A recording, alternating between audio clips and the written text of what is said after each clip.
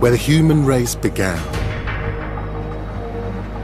Nearly 1 billion people live here. And it's a continent with an incredible diversity of communities and cultures. Yet we know less of its history than almost anywhere else on Earth. But that's beginning to change. In the last few decades, researchers and archaeologists have begun to uncover a range of histories as impressive and extraordinary as anywhere else on Earth. It's a history which has been neglected for years, and it's largely without written records. But it is preserved for us in the gold and statues, in the culture, art, and legends of the people.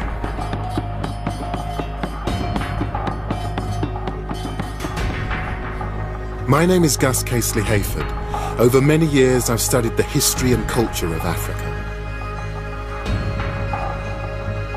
As an art historian, I'm used to drawing stories from mute objects from the past. I'm going to discover the history and find out what really happened to the lost kingdoms of Africa.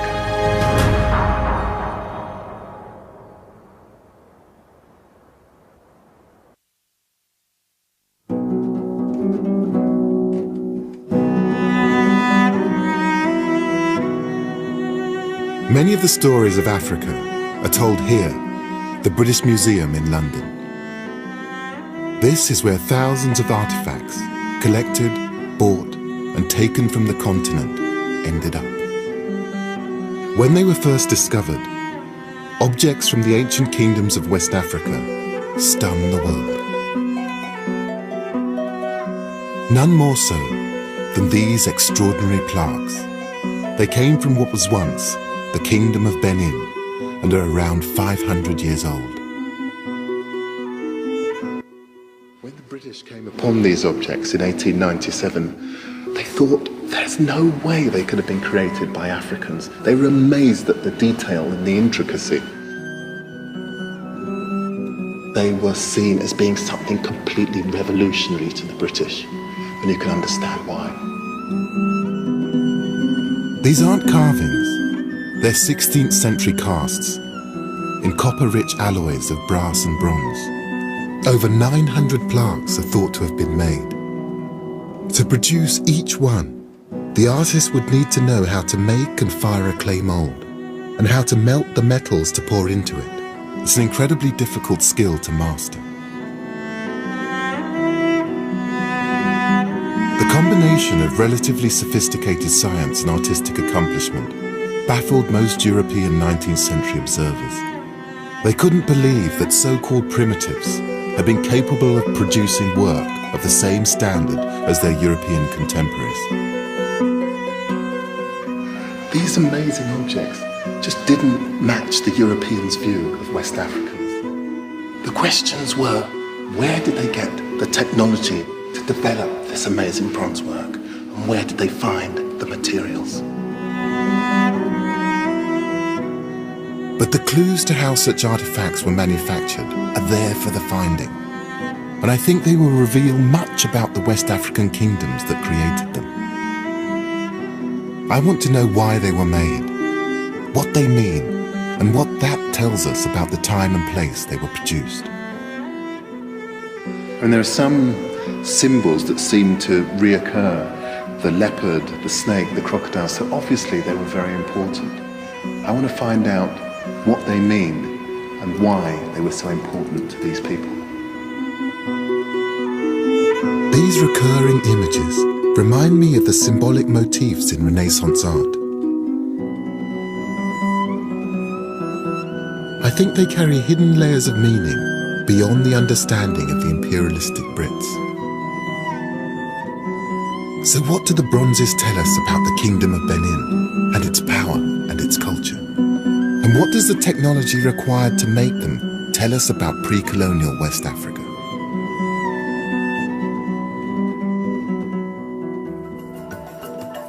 I'll travel to modern-day Nigeria, where the Kingdom of Benin reached its height in the 16th century. And I'll reach even further back in time and explore a panoply of ancient cities and kingdoms in West Africa, founded many centuries before Benin. I look for evidence in what's now Mali of how ancient culture and technologies made Benin and its bronzes possible.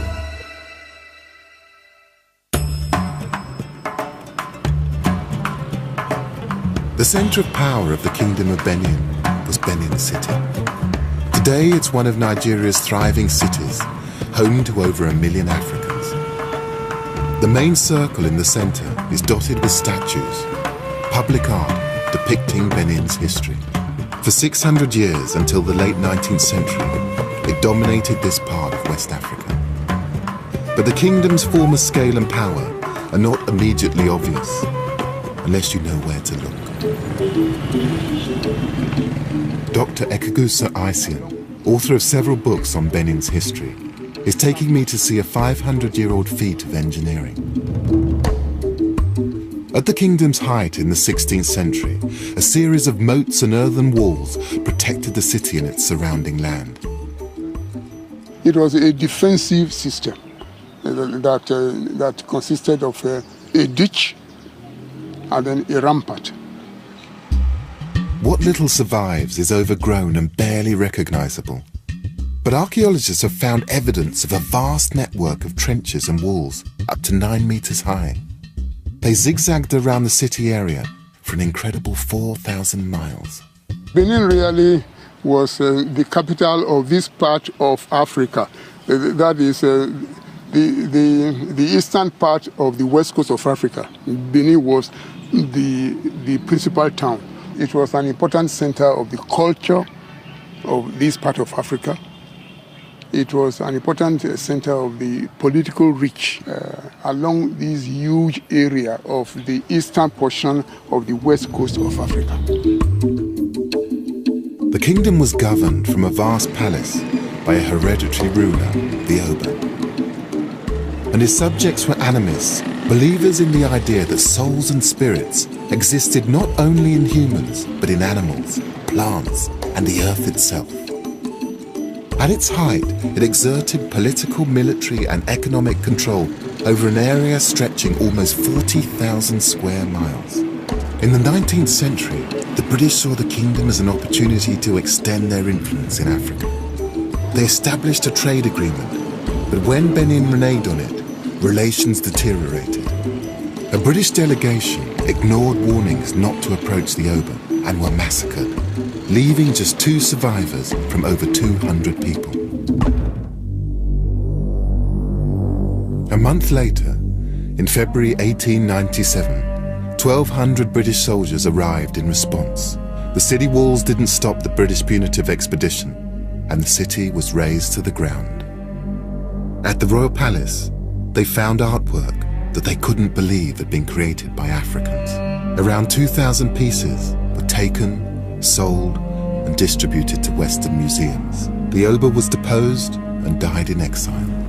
It was a catastrophic defeat for the Kingdom of Benin, but that's not the impression you get from the modern monument in the center of the city.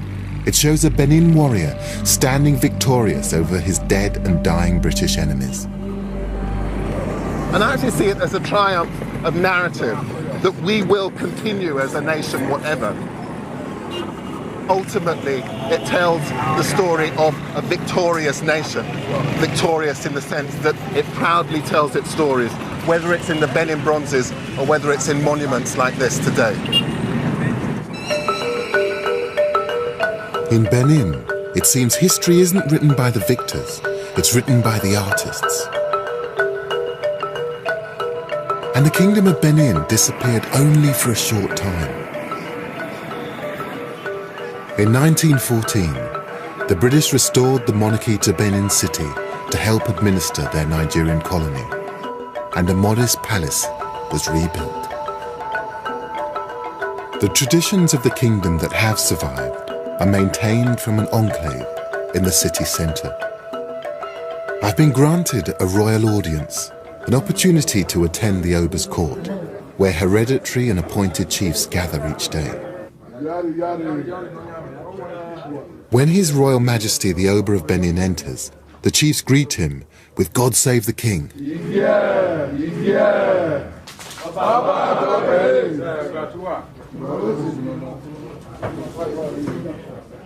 This is more than a symbolic institution.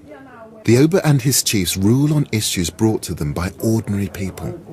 Their judgment carries authority here, and the kingdom exists in parallel with the Nigerian state. With a leopard at the Oba's feet and standard bearers at his side, it's like one of the Benin bronzes come to life.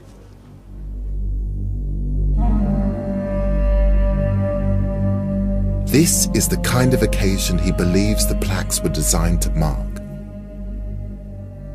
Those bronzes were not made for museum pieces.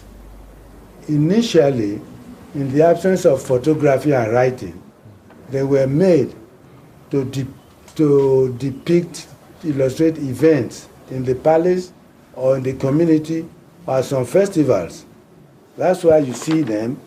They were made as, in the absence of photography. That's what they were meant for initially. Yes. And how important are the bronze casters, the smiths, the people who actually make these objects? They are a guild of a royal guild, specifically to be doing this thing in the olden days.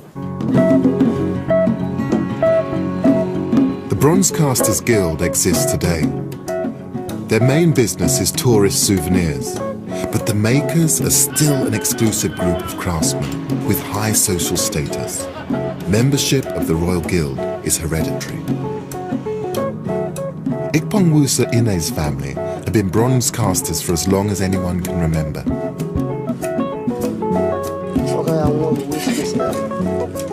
And the skills that created the 16th century bronzes are still evident today. It's liquid, it's now liquid now. You can see the flame. Inside. The process begins with a simple clay shape to act as a core. So then you cover the core with wax? With wax. Then you start your details, the mouth, the nose, the eye. And then you cover it with the mud. With the mud? This is the soft mud which we use in covering them. So you cover the whole with the mud, soft mud, after the designing. The details in the wax will leave their impression on the clay mud. When the object is heated, the clay will harden and the wax will melt and drain out. Molten metal will fill the space left by the wax. Inside the fire is like this pot, and with this scrap metal, yes, you load this pot. In the 16th century, the craftsmen melted down copper bracelets brought by Portuguese traders to create brass and bronze. Nowadays, any metal seems to do. So you could put something like a car aerial? It's scrap metal. Yeah. Then you put them in here. Then I put it inside the fire here. In the furnace, the assortment of metal melts at around 1,000 degrees Celsius. So you don't waste anything? Ikpong Musa has some moulds that have been fired, and the melted wax has been drained away. Now the molten metal can be poured in.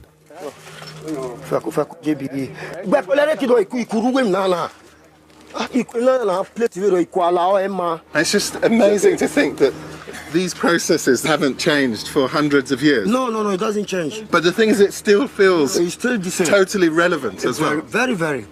The same way in 100 years ago, the same way today. The same processes from one stage to another, from one stage to another, is the same process. And in terms of the relevance, is it still there? Do people still feel these are important? Very. We have more than 100 and something members of bronze casters along the streets. Really? Walking. And they still feel... And the junior ones are still coming up. Really? And they feel connected to the Oba and the royal palace? Yes. So those old stories and traditions, they're as important to you as they ever were to your ancestors? It remains this year, next year, and forever. Forevermore? Yeah. Once the mould is cooled enough, it can be chipped away to leave the metal cast. It strikes me that Ikpongwusa and his fellow bronze casters have an impressive range of skills. They need to understand pottery, metallurgy, and have artistic ability. And the same skills would have been required 500 years ago to cast the Benin bronzes, something the Victorians could hardly believe. Oh, I'm beginning to see what it is now. It's hands praying. It's a prayer hand. I see. It's a prayer hand. A Christian ornament which has been created using a centuries-old technique.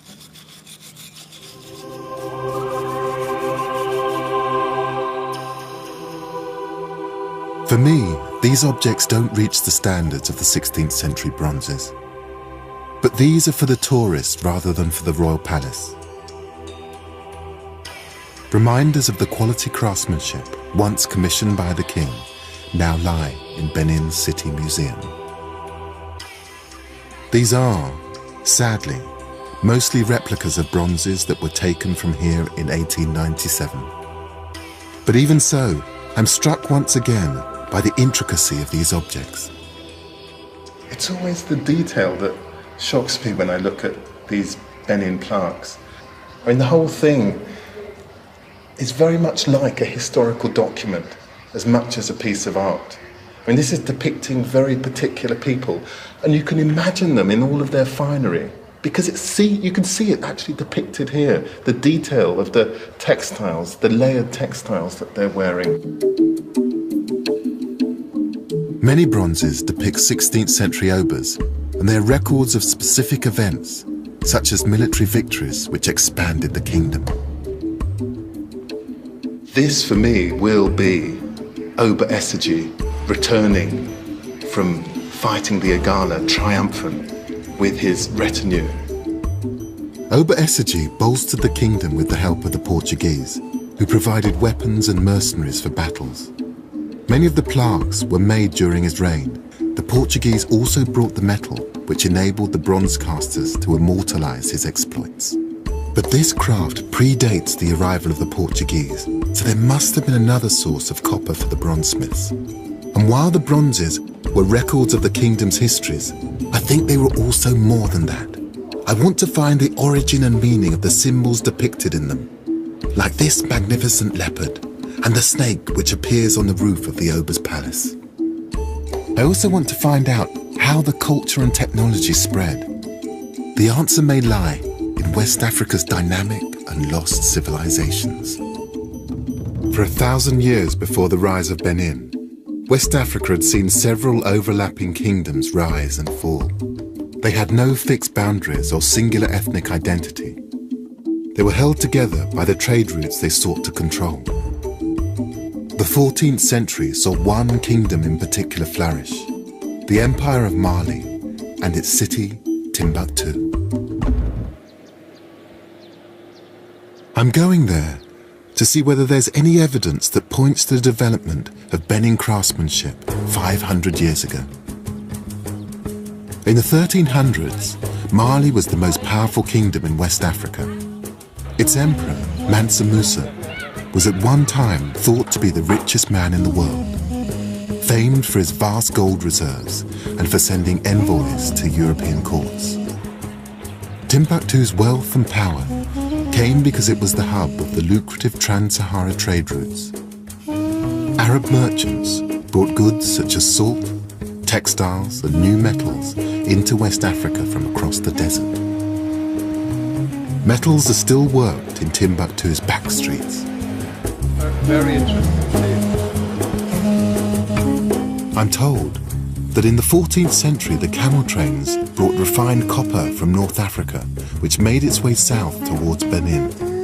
But if this was the source of the bronze caster's metal, I wonder if there are any other hints as to the meaning of the symbols I saw in the plaques. The Arabs didn't just bring goods to this part of Africa, they also brought Islam. It's certainly very different from Benin. I brought a local historian some images of the bronzes. I have here some images of Benin plaques which are actually in the British Museum. And I'm just wondering if, looking at these images, if they played any part in the history or the mythologies of Timbuktu. Vers le nord, c'est très difficile de trouver les bronzes et autres. Parce que l'islam interdit de faire les objets à visage humain. De telle sorte que chez nous, c'est le dessin géométrique, c'est la calligraphie, c'est les poteries. Vous savez que en ce temps en Afrique, c'est l'islam qui a introduit l'écriture. Et quel que soit, on ne peut pas échanger avec les images, avec les sculptures.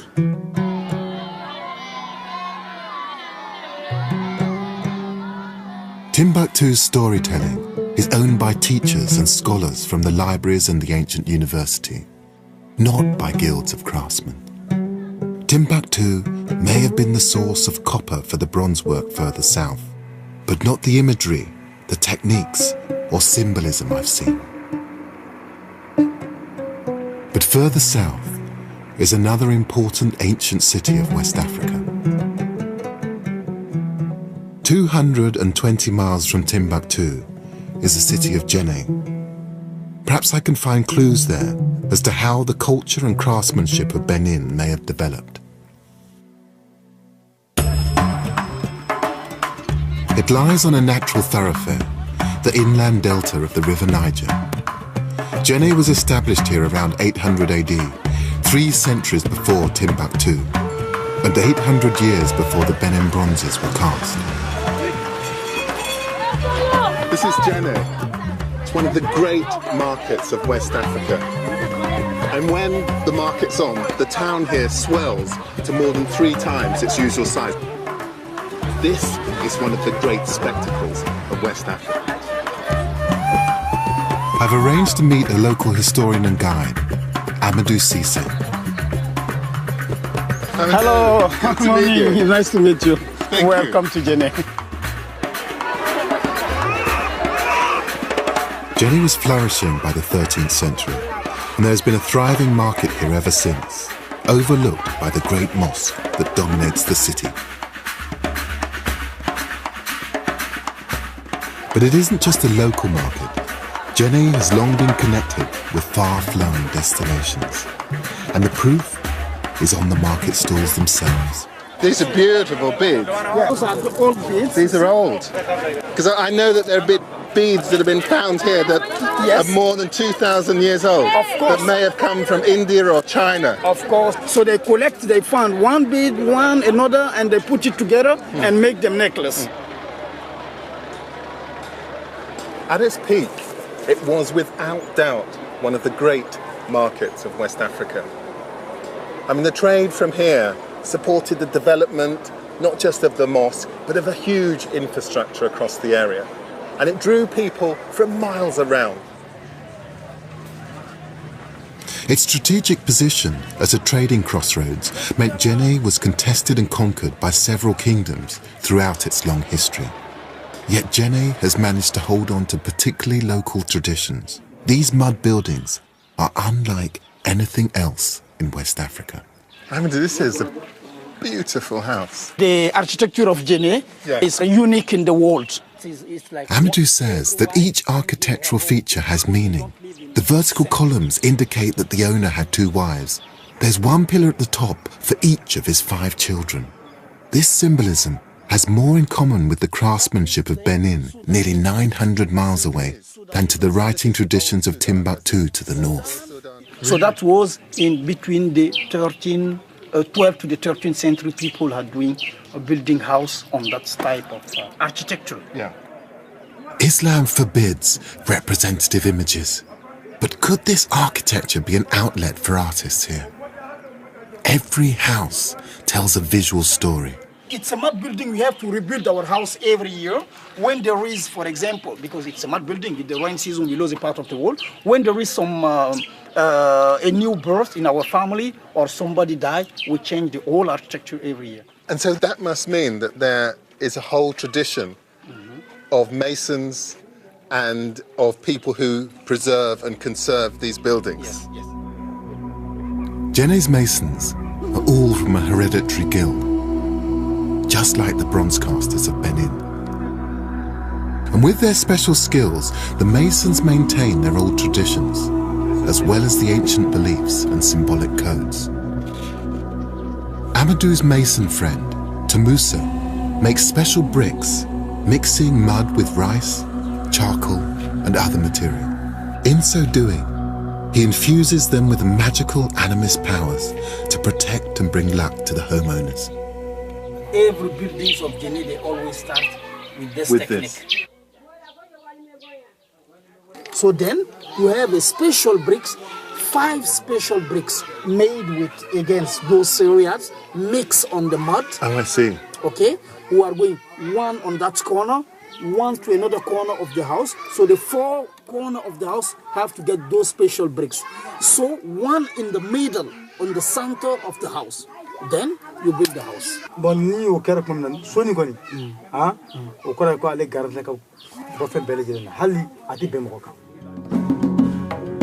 This is the animist belief that spirits can be found in earthly materials and in animals.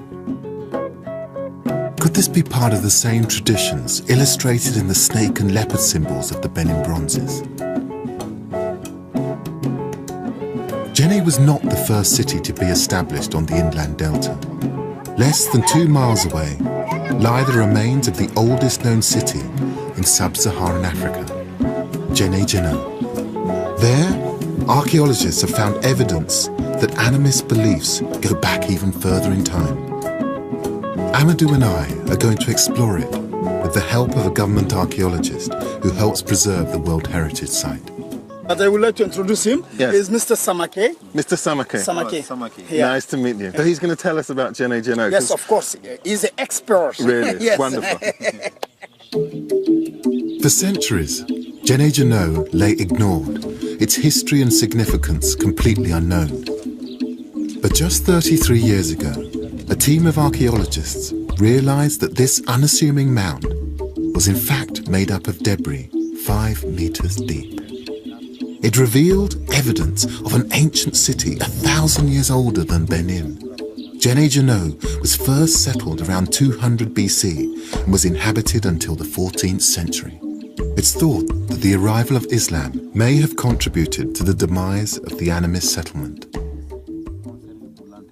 Here, as an animist place, there was no room for the Islam, the people, to pray, because the Islam recommend to pray by group. So there wasn't a room for all the religious to pray. So then the king decided to build in the 12th century the first mosque. He made his biggest. People are curious to see that's big building, that's big mosque. And so then since this guy decided to build this mosque, so then start the decline of Djenné. But the fact that animist beliefs were practiced in such an ancient city is important. It means that spirits like those in the mason's bricks have been a profound part of West Africans' lives for many centuries. But Djenné's significance is not just metaphysical. Artifacts found here have convinced archaeologists that Djenné was the region's first major trading crossroads, possibly from the time of its settlement around 200 BC. Evidence of craftsmanship is scattered everywhere, and it's a technology with a distant link to the manufacture of the Benin bronzes, pottery. Can you tell me, from these shards of pot, what periods are represented here? I mean, if you pick up, there seems to be pottery of so many different types, so many different kinds of decoration. 850 until the 11th century. From the 850 until the 11th century, people had used this technique. À partir de 1100, on est jusqu'à l'abandon de Djenné au 14e siècle. Voilà, jusqu'au 14e. So when this city was being abandoned, these were the kinds of pots that they were making? Yes, in the 14th century, it was completely abandoned. So this is Djenné at its height, when people are demanding, I imagine, sophisticated pottery. Exactly. They're probably trading with people from right across the region. And obviously then the pottery reflects all of that economic might. Djenné wasn't just making pottery required for the casting technology of Benin. Oh, this is metal. Piece of metal, yeah. So that is from the 800 after Jesus Christ. That's iron. Iron, yeah. Smelted iron. The excavations have revealed evidence of blacksmithing here. The iron industry of Djenné is one of the earliest known in sub-Saharan Africa. And the continuity of remains makes archaeologists believe that there was a guild system here, just like the masons of Djenné and the bronze casters of Benin. This early evidence of metalworking and a guild system means that the craftsmanship seen in the Benin bronzes developed in West Africa over many centuries. But there are no iron ore mines near Djenné, and whilst there were animist practices here, I still haven't found evidence of the symbolism seen in the Benin craftsmanship. But 70 miles away is a living example of an animist community. I'm traveling to Dogon country to see how and why their culture and traditions endure, and whether there's a link to the Benin bronzes. The Dogon live in a succession of small villages, clinging to the lower reaches of the Bandiagara escarpment. It's a spectacular 150-mile-long sandstone ridge that rises above the savannah.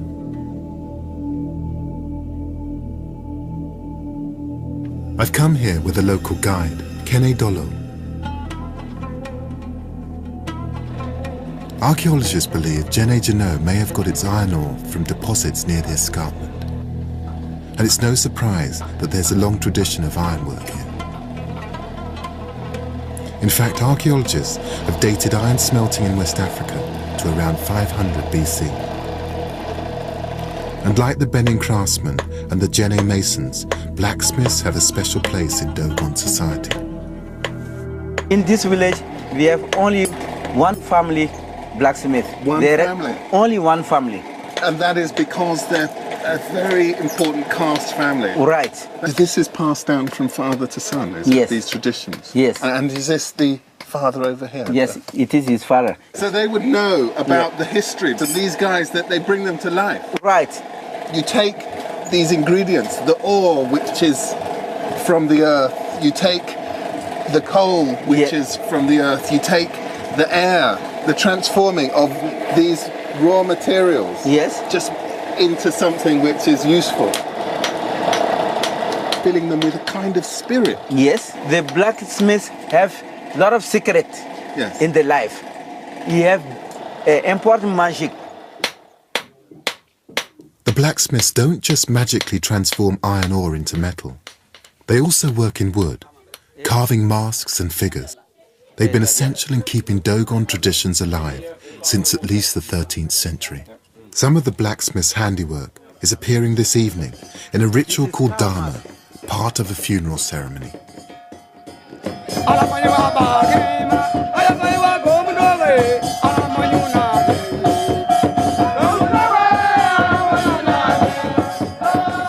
The Dogon may date back as far as 10,000 BC. No one's certain.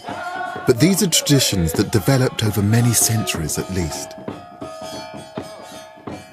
Could this be the system of symbols I'm looking for? The beginning of an artistic tradition that leads to the bronzes. This ceremony is to lead the soul of a recently deceased elder to his final resting place. It certainly contains echoes of the plaques.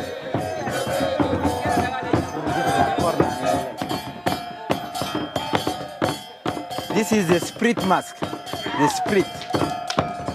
This color, it is the dead color. Yes. If somebody is dead, we put on this color of clothes. Yes, and they go.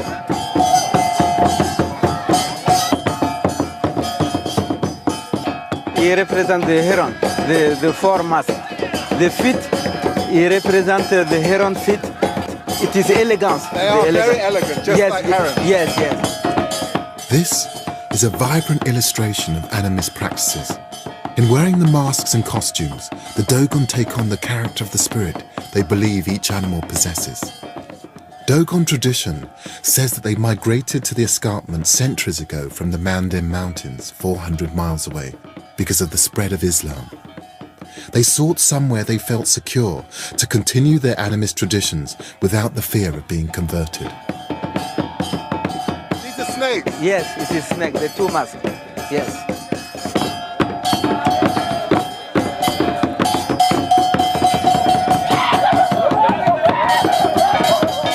And all this group, it is the lizard mask.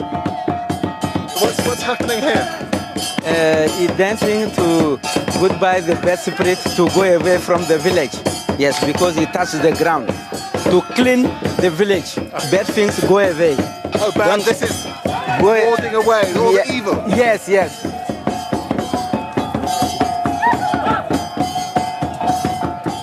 For centuries, Dogon culture has withstood pressures from conquerors, empire builders and missionaries.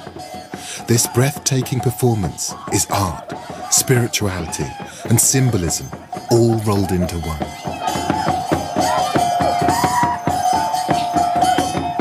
And I've seen dancing all over Africa, but that was absolutely the most spectacular that I've ever seen.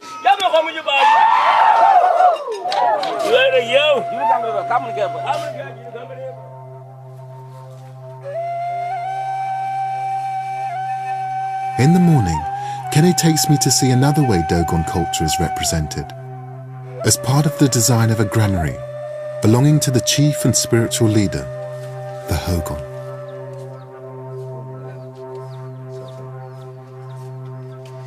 Oh, look at that. This is the granary door. I see. The door for the granary. You see?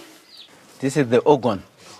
Yes, it is the older person in the village. And all this group of masks represent the Kanaga mask.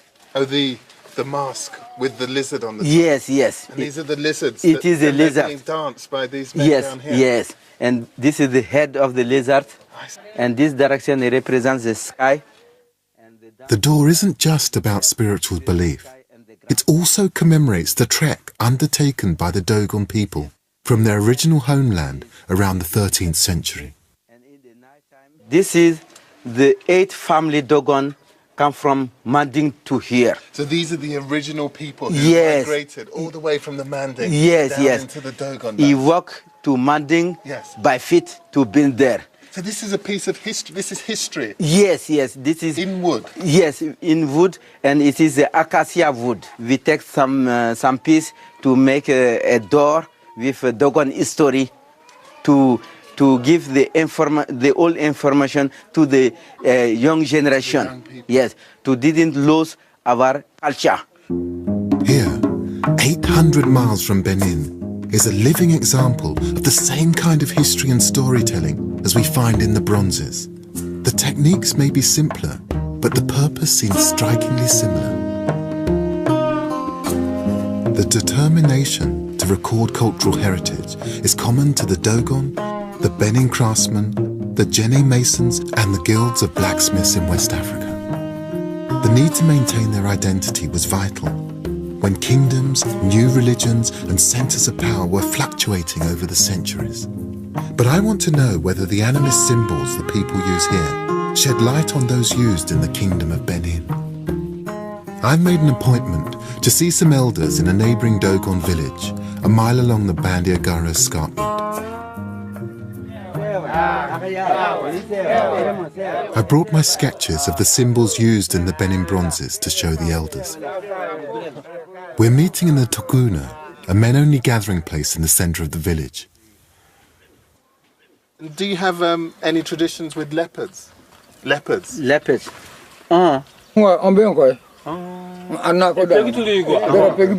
Which man? Yes, this man. Really? Yes. You're from the leopard clan? Inafu babin bimayola. So this one is you? Voilà.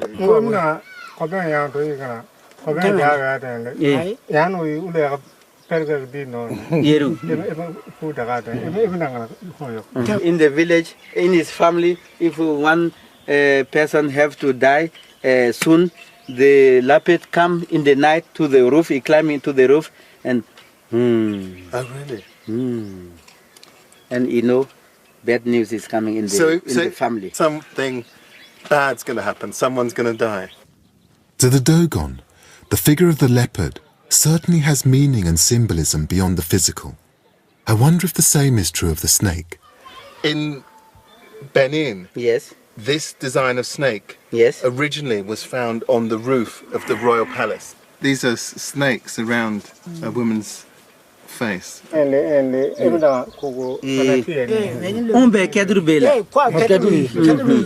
This is bronze. Bronze.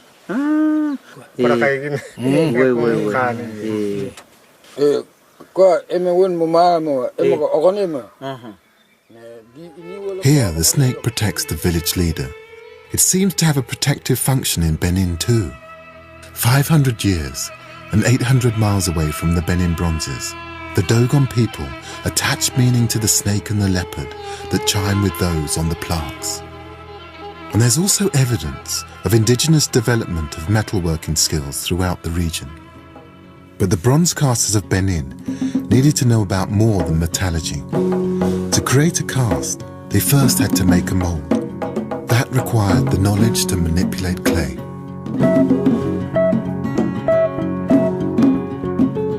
And high above the Dogon villages is evidence of how it was used 2,000 years ago. Kenny has taken me to the plateau of the escarpment. 2,000 years ago, all this place, it was a forest. Really? In this time, we have more rains than now. Really? More rains than now. All is green.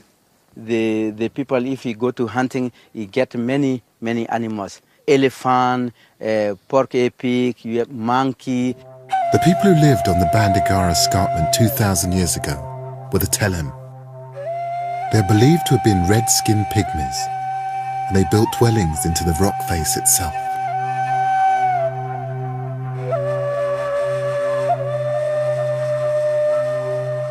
A belief endures that the Telem had the power of flight, and I'm beginning to understand why. But it does look quite precarious.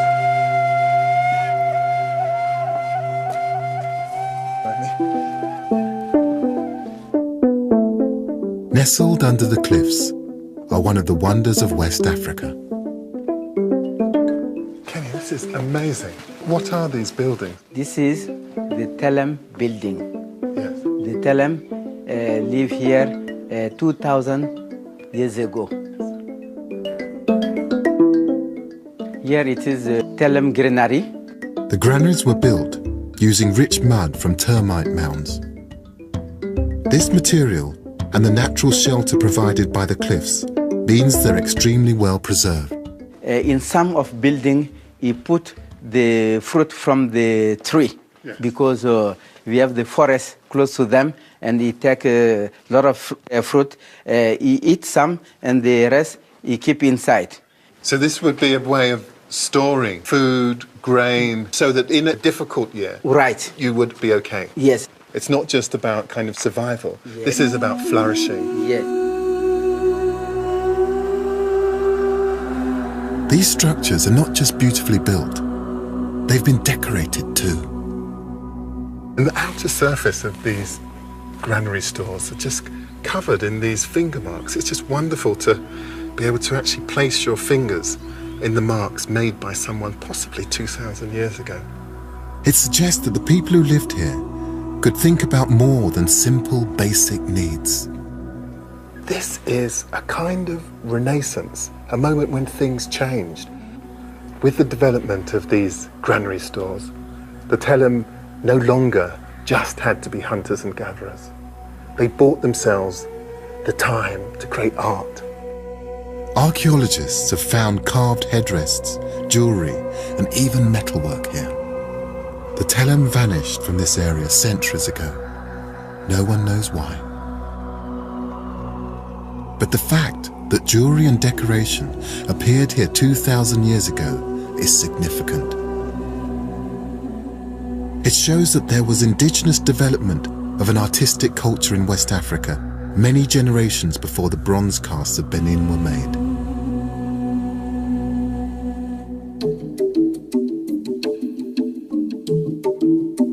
And nearby, some astonishing discoveries have revealed further evidence of craft. They may force experts to rewrite the history of West Africa's development. At a place called Onjugu, the past hasn't been dug up by archaeologists. It's been revealed by nature. It's hard to believe, but within living memory, it was impossible to stand where I'm standing now. The water levels of these two rivers used to be much, much higher. But after a huge storm, the rivers broke their banks. They changed course. And what they revealed in the mud has changed archaeology.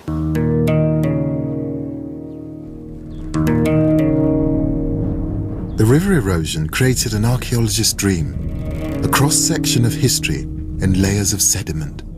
In 2002, an international team began finding evidence of prehistoric human activity. Adamo Dembele is from Mali's Cultural Mission, which works to preserve the country's archaeological heritage. Nous sommes sur un des sites où l'équipe a eu à travailler avec une grande équipe. On a commencé de là-haut jusqu'en bas pour faire un décapage. Au cours de ça, nous avons fait la découverte et la lecture des différentes couches qui ont été déposées. Effectivement, nous avons trouvé des tessons de céramique. Et effectivement, il y a toujours une différence des périodes, des époques qui mettent la différence entre les céramiques trouvées. The archaeologists carbon dated the pottery fragments to 11,400 years ago. People were using pottery here 8,000 years before it appeared in Britain. The fragments are 2,000 years older than any other pottery found in Africa. They're the same age as the oldest known pottery in the world. That fairly modest piece of ceramic tells a revolutionary story. I mean, this is a material that must have transformed the lives of the people here. It allowed people to transport things, to store things. I mean, this really is revolutionary. The discovery of such ancient pottery here means that West Africa was way ahead of its time. When West Africans began developing the skills that would eventually create some of the most exquisite art in the world, Europe was just emerging from the last ice age. The British recognised the extraordinary quality of the Benin bronzes when they took them in 1897, but they thought that Africans were incapable of creating them. It's only recently that the full and extraordinary history of West African craftsmanship has begun to emerge.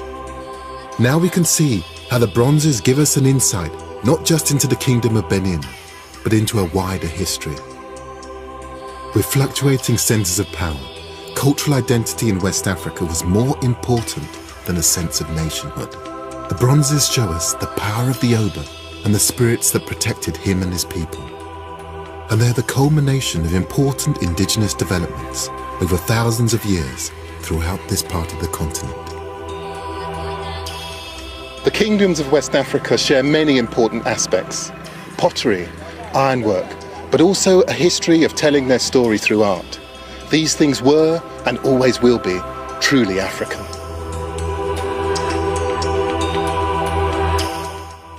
If you missed this week's brand new drama here on BBC4, there's another chance to see it later this week. Mrs. Mandela is on Thursday at 10:30. Next tonight, we're off around the world in 80 treasures.